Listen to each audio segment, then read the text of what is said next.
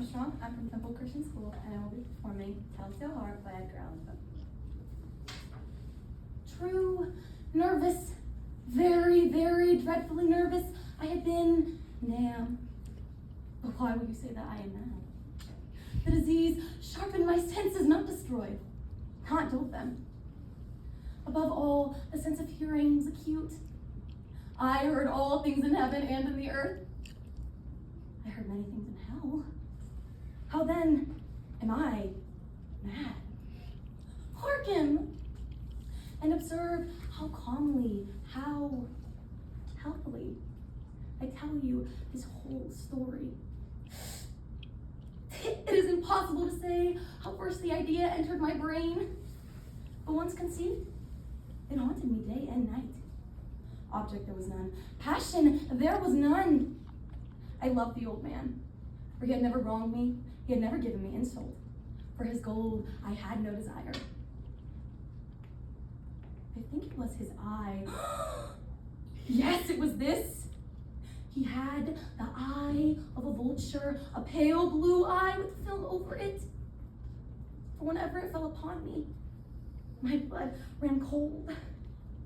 And so, by degrees, very gradually, I decided to take the life of the old man and thus rid myself of the eye forever. Now, this is the point. You fancy me mad. Madmen know nothing. But you should have seen me.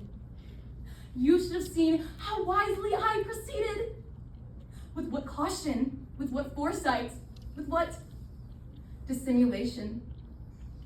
I went to work. I was never kinder to the old man than during the whole week before I killed him. And every night, about midnight, I turned the latch of his chamber door and opened it oh so gently. And then, when I had opened it, I put in a dark lantern, all closed, that no light shone out.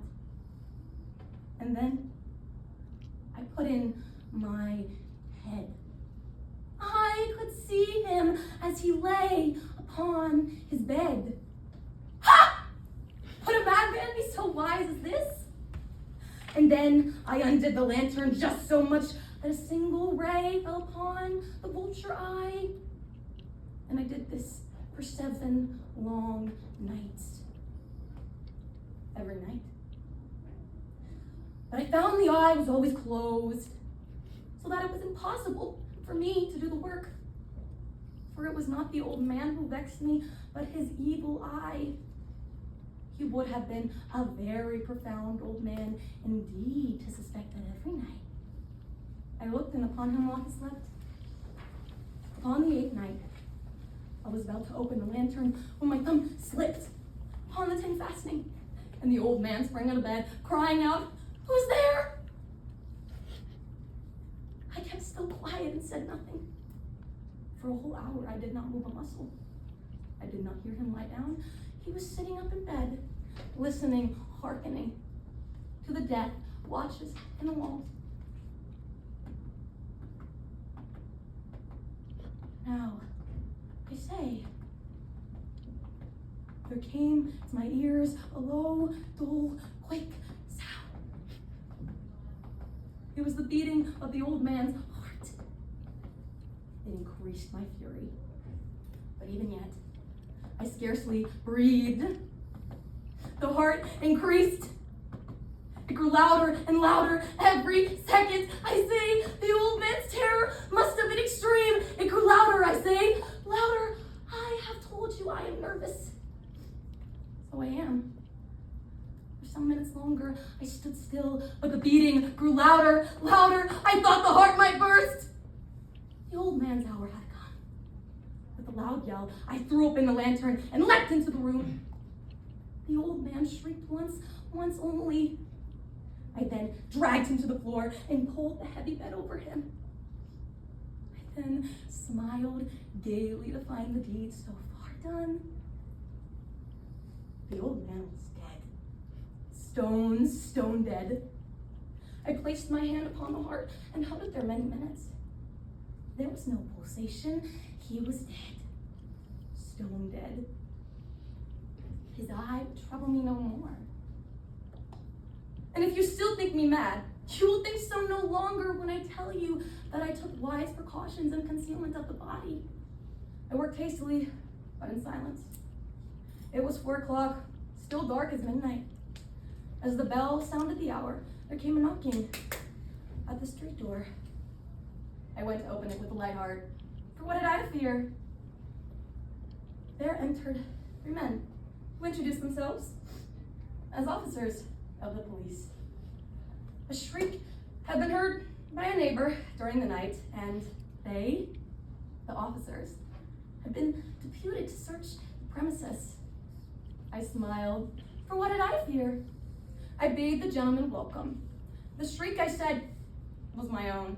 In a dream, the old man I mentioned was absent in the country. I bade them search well. I showed them at length his treasure secure, undisturbed. In the enthusiasm of my confidence, I brought chairs into the room. In the audacity of my perfect triumph, I placed my own seat right upon the very spot of which beneath reposed the corpse of the victim. The officers were satisfied. My manner had convinced them. I was singularly at ease. They sat and chatted of familiar things. But ere long, I felt myself getting pale and wished them gone. My head ached, and I fancied a ringing in my ears. The ringing became more distinct. I talked more freely to get rid of the feeling, until at length I found the noise was not within my ears. No doubt, I now grew very pale. I talked more fluently, but the noise increased, and what could I do? I gasped for breath, and yet the officers heard it not. Why would they not be gone? I paced the floor to and fro with heavy strides, and yet the noise steadily increased. Oh, what could I do? I foamed, I raved, I swore. I swung the chair upon the spot that I had been sitting and grated it upon the floorboards. Was it possible the officers heard not? No. They heard, they suspected, they knew. They were making a mockery of my horror. This I thought, and this I think, that anything was better than this agony, anything was more tolerable than this derision. I could bear those hypocritical smiles no longer. I felt I must scream or die now, again. Hark! Louder, louder, louder! Ah, villains! I shrieked. I confess I admit the deed. Tear up the floorboards. Here is the beating of his hideous